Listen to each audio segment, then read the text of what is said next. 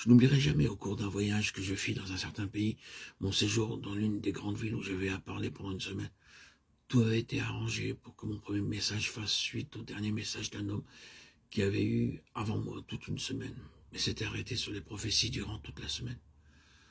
J'assistais alors à sa dernière réunion où il donna son message final sur les signes des temps.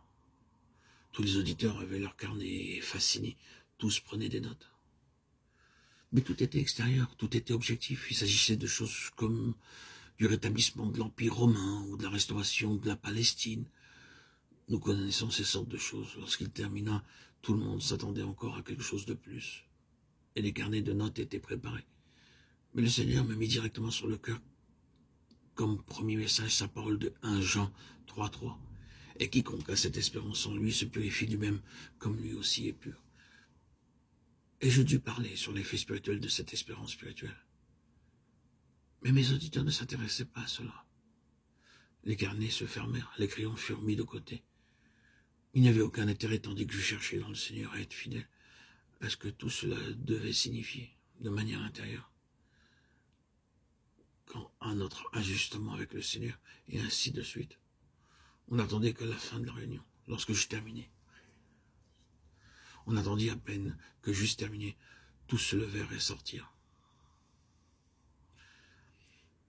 Oh non, c'est le Seigneur. Le Saint-Esprit veut nous ramener au Seigneur. Il ne s'agit pas après tout de revenir à des choses non essentielles et élémentaires, mais de revenir à Christ. C'est revenir à la seule base sur laquelle le Saint-Esprit peut réellement accomplir toute la volonté et tout le dessein de Dieu, que d'être dans l'école de Christ où le Saint-Esprit nous enseigne Christ. Et la manière dont le Saint-Esprit nous enseigne Christ est expérimentale. C'est précisément ici que nous semblons devenir si élémentaires. Nous voyons la nature même de cette école de Christ demande le changement le plus sévère en nous-mêmes. Il est impossible d'entrer dans l'école de Christ où le Saint-Esprit est le grand maître avant que le changement le plus complet ait été accompli en nous. Nous devons être transformés entièrement, ou sinon cette école n'aura aucun sens. Nous ne pouvons pas y entrer avec l'espoir d'apprendre Christ dans la moindre mesure, à moins qu'un système tout nouveau de facultés nous ait été donné. Nous devons recevoir des facultés que nous ne possédons pas naturellement.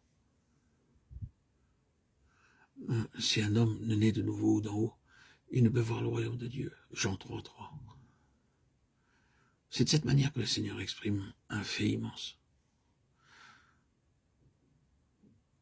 Il nous faut faire intervenir le Saint-Esprit, car lui seul peut nous ramener au Seigneur.